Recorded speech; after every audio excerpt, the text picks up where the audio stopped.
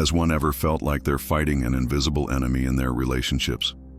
Those conflicts that keep repeating, no matter who they are with? Or perhaps a feeling that something is missing, or that they can't truly connect? What if one were told that this enemy might be a part of themselves, hidden in the depths of their mind? Today, this video will explore one of the most fascinating and transformative concepts in Carl Jung's psychology, the shadow archetype. Viewers will discover how this hidden part of one's personality shapes their relationships in ways they never imagined, and how bringing it to light can be the key to more authentic and fulfilling connections. Carl Jung, one of the great masters of psychology, defined the shadow as the personification of everything one refuses to acknowledge and accept about themselves. It can be thought of as one's hidden self, that part of their personality that has been repressed, hidden, or suppressed, consciously or unconsciously, because one feels guilty or ashamed of it. Why do people do this? Often, it's out of shame, stress, or because society taught them that certain traits are bad or unacceptable. For example, one might have learned that expressing anger is wrong, so they push it into their shadow. But here's the crucial point. The shadow isn't just about one's flaws or negative traits. It can also contain positive qualities one has suppressed. For instance, if an individual was always taught to be super logical and rational, they might have repressed their creative or intuitive side. These hidden qualities are also part of their shadow. Despite one's best efforts to hide it, the shadow always manifests, especially in one's most intimate relationships. One of the most common and problematic ways the shadow manifests is through projections. This occurs when one unconsciously attributes their own unacceptable thoughts, feelings, or qualities to another person. Consider this. Has any individual ever found themselves accusing their partner of being something that deep down they fear they are, or criticizing a flaw in them that secretly they know they also possess? Example: imagine someone is secretly disorganized, but they hate that part of themselves. In an argument, they might explode and accuse their partner, "You're so messy, you never clean anything." In reality, they are projecting their own shadow of disorganization onto them. This projection completely distorts one's perception of their partner. They don't see them as they truly are, but as a mirror of their own unaccepted parts. This leads to misunderstandings, constant conflicts, and a lack of genuine connection, because the individuals are not dealing with reality, but with their projected shadows. Jung also observed that when individuals fail to acknowledge and integrate their shadow, they can be drawn to partners who embody those aspects they've repressed within themselves. It's as if they are unconsciously marrying their shadow. This is often seen in patterns of codependency. Codependency happens when one depends on their partner to fill internal voids or to express qualities they struggle to develop in themselves. Example: if an individual has repressed their own strength and assertiveness, they might be attracted to a very dominant partner, expecting them to take care of everything. But over time, this can lead to resentment, as they feel controlled and the partner feels burdened. This dynamic creates an imbalance, where one feels carried and the other inadequate.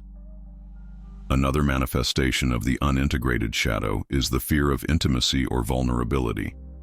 If individuals haven't fully confronted and accepted their own shadows, they may fear that their partners will reject or judge them if they discover their hidden aspects.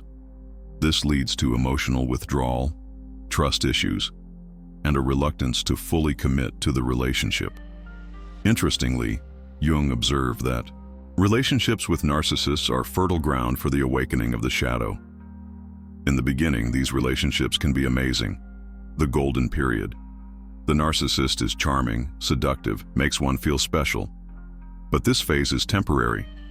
When one seeks more intimacy or tries to touch on the narcissist's vulnerabilities, they withdraw, become distant, and the Prince Charming turns into a dark night. This leaves the partner confused, insecure, rejected, and desperate to save the relationship. The harder one tries, the more the narcissist rejects them, turning the relationship into a power struggle. And this is where one's shadow can be awakened. One might find themselves acting in ways they never imagined, saying and doing destructive things, all to fight against the narcissist's manipulation and protect their sanity.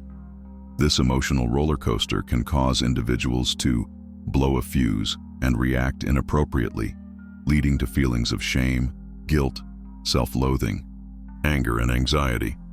But there's a positive side, however painful it may be. Relationships with narcissists can force one to become aware of their own shadow. Once one sees it, they can begin to recognize it, admit it, and learn to express it in a positive, non-destructive way. The good news is, one is not condemned to live under the control of their shadow. The path to more authentic and fulfilling relationships involves integrating the shadow, a process Jung called shadow work. This means bringing these repressed aspects of oneself into consciousness and accepting them. It's not about getting rid of the shadow, but about recognizing it as part of oneself and learning to manage it. How to do this? Therapy. A Jungian therapist can guide one through this process. Dream analysis. One's dreams are a gateway to the unconscious and can reveal aspects of their shadow. Active imagination, engaging in a conscious dialogue with one's inner figures, as if conversing with them. Creative. Expression. Writing, painting, dancing, any form of art can help express and integrate the shadow. Self-reflection and journaling. One can ask themselves, what irritates me about others? What do I criticize? Could this be a projection of my own shadow? It is important to remember, one's relationships are often mirrors that reflect the unresolved aspects of oneself. By embracing their shadow, one not only becomes more whole, but also breaks repetitive cycles and builds connections based on reality and mutual acceptance, not on illusions or projections. The journey to understand and integrate one's shadow is one of the most challenging yet most rewarding paths one can take. By bringing these hidden parts of oneself to light, one not only frees themselves from destructive relationship patterns, but also becomes a more authentic, empathetic, and complete person. The power to transform one's relationships is in their hands, starting with their own self. By committing to this inner work, one not only improves their connections with others, but also the most important one of all, their relationship with themselves. If this deep dive into Jung's shadow gave a new perspective on relationships, please hit the like button. This helps to reach more people seeking self-knowledge. Subscribe to the channel so as not to miss future videos on deep psychology and how it can transform one's life. And the channel would love to hear from its viewers. Leave a comment below. Has one noticed? Their shadow acting in their relationships. What was their biggest insight? Share experiences and questions. Participation is essential for the community. See you next time.